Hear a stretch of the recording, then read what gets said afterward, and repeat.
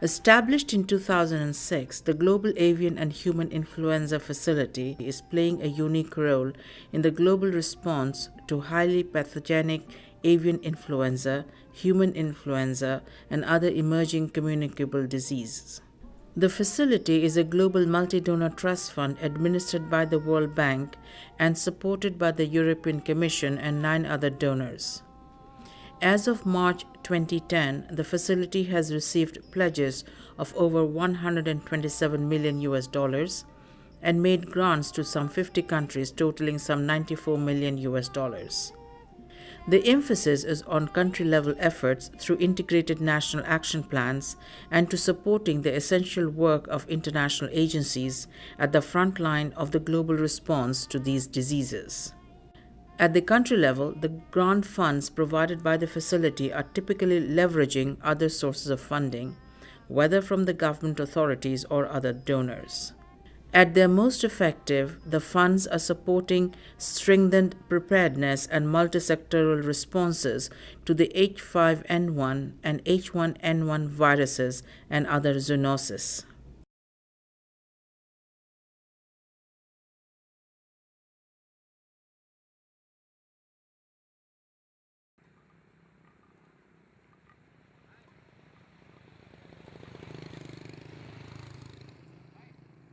In the short clip that follows, we look at the work of the facility in the People's Democratic Republic of Laos.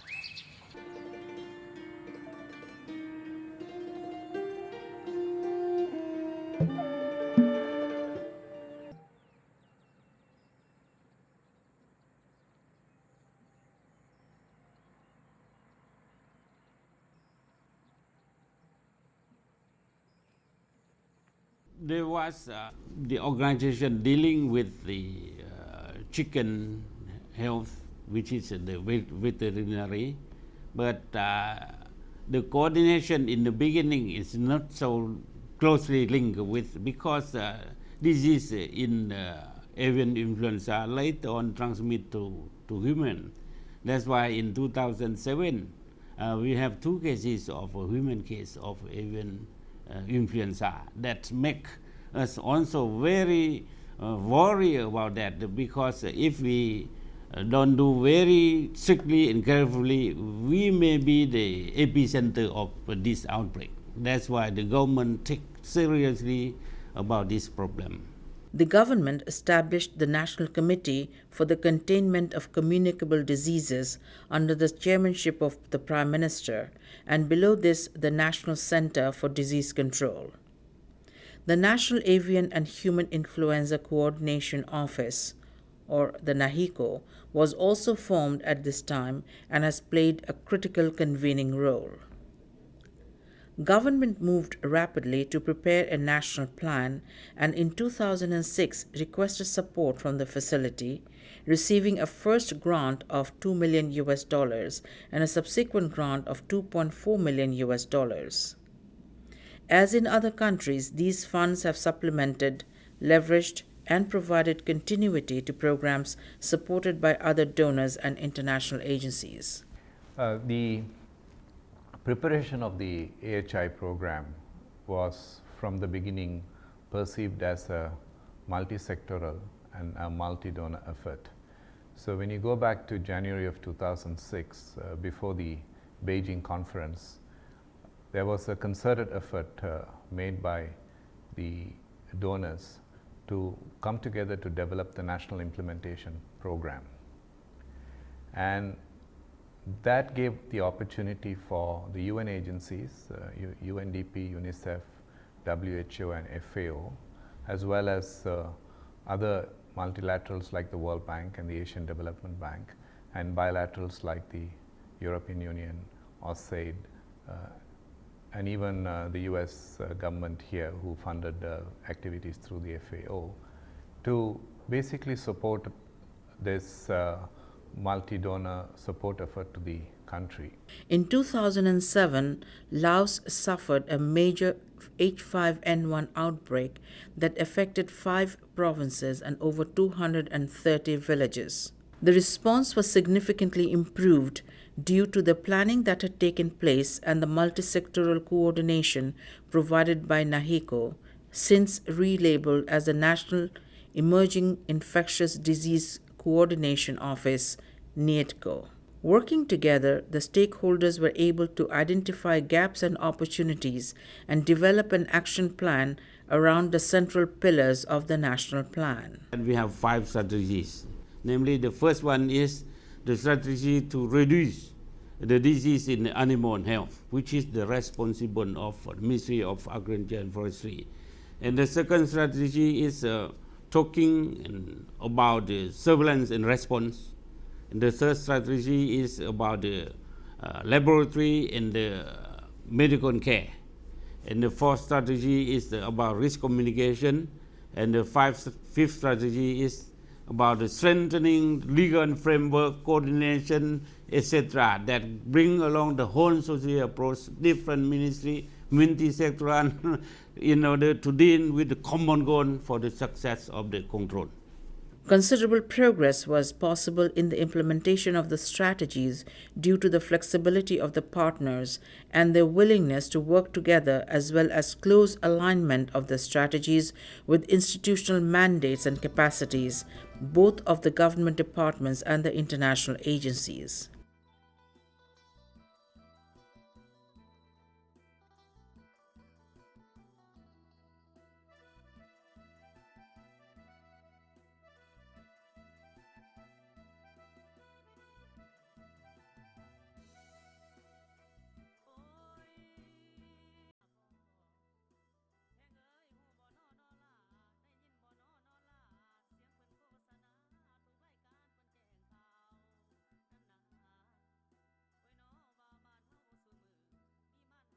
Response teams were established at the provincial and district levels, and a hotline was set up and was subsequently used by a village veterinary worker to report an outbreak. The Ministry of Agriculture and Forestry has also assisted in the establishment of associations, for example, of fighting cock owners, to improve information flow and crisis response among specific subgroups. สันข้าพเจ้าชื่อบุญยูแก่นคำเนาะเป็นนายบ้านนนกอยเมืองสุสานนครหลวงเวียงจันทน์เนาะเป็นนายบ้านมานี่ได้10 ปลายกว่าปีแต่94มาปัจจุบันเนาะฉะนั้นตกมาฮอดระยะนี้ถือว่ามีพยาธิระบาดก็คือพยาธิไข้หวัดสัตว์ปีกเนาะฉะนั้นจุดเป้าหมายถือว่าจุดแดงเนาะถือว่ามันเริ่มต้นอยู่บ้านใกล้เคียงพวกเขาฉะนั้นจึงมีคำสั่งว่าขั้นถึงเพื่อปราบและสกัดกั้นต้านพยาธิดังกล่าวเนาะฉะนั้นพวกเขาได้รับแจ้งการแล้วจากเมืองก็ได้นำเอาบรรดาเอกสารดังกล่าวมาเผยแพร่จัดตั้งให้พ่อแม่ประชาชนภายในบ้านรับรู้และเข้าใจเพื่อพร้อมพากันแก้ไขปัญหาดังกล่าวเนาะ To further strengthen the surveillance system, and with the support of FAO and WHO, laboratory facilities were upgraded to enable 24-hour turnaround on sample analysis, and further upgrades are being supported by the facility. Building on previous efforts supported by FAO and WHO, the facility continues to support awareness raising and capacity building at a large scale, targeting provincial and district officials, village veterinary workers, village authorities, mass organizations, and teachers. As in other countries, a training of trainers approach has been very effective in expanding the reach of capacity building efforts. The facility is also supporting the development of specialized courses, notably in epidemiology, that will supplement the existing course offered in Thailand. ไข้หวัดสัตว์ปีกเนาะเพราะว่าไข้หวัดสัตว์ปีกมันได้มาระบาดติดใส่สัตว์ปีกก็คือปัญหาเปียกไก่เนาะบ้านพวกเขา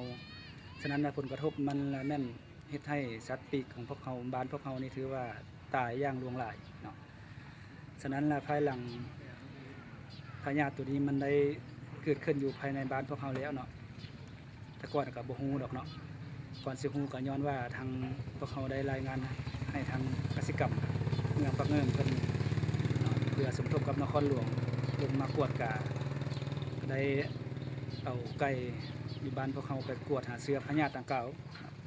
ภายหลังได้เอาไปแล้วก็ได้พบเชื้อพยาธิดังกล่าวนั้นฉะนั้นต่อปัญหาดังกล่าวนั้นเพิ่นก็ได้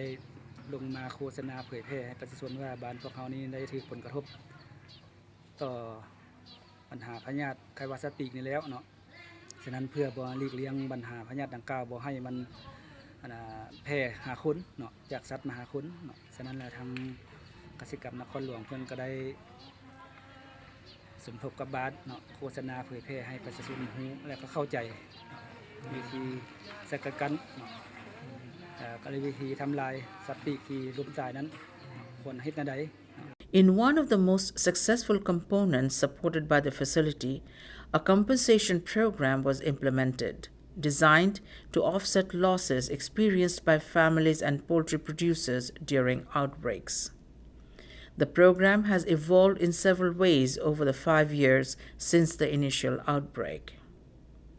Compensation rates were initially low, around 40% for live birds. These were subsequently increased to 60% for live birds. Technical assistance provided by the facility has recommended that further increases be accompanied by improvements in biosecurity and vaccination. In addition to the rate increase, the time to payment lag experienced by farmers and arising from the need for verification and budget authorization has also been resolved. Payments are now made directly by district authorities with subsequent reimbursement by central government.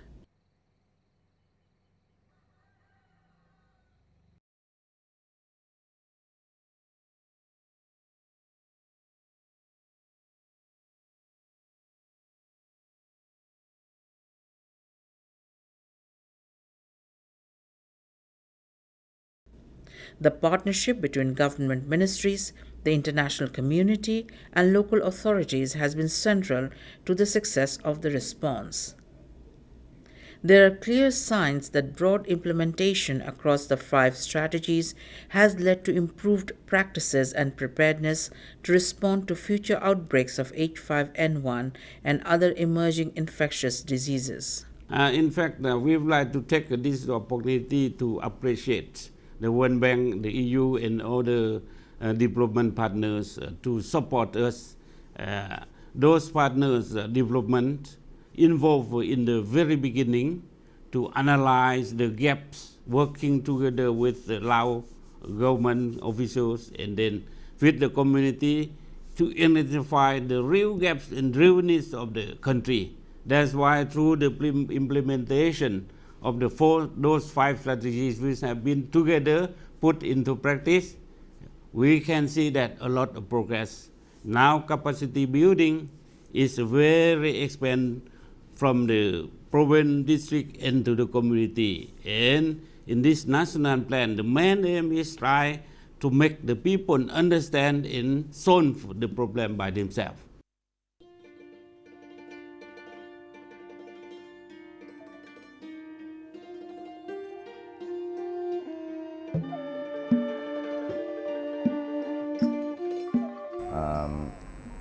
We very much like the way we're working with the World Bank, as you rightly said before, that it means that we don't have to spend the money on specific areas, but we can bring it all together and work on things like lab equipment, rehabilitation, training, all put together. So from that point of view, we're extremely happy with it. And of course,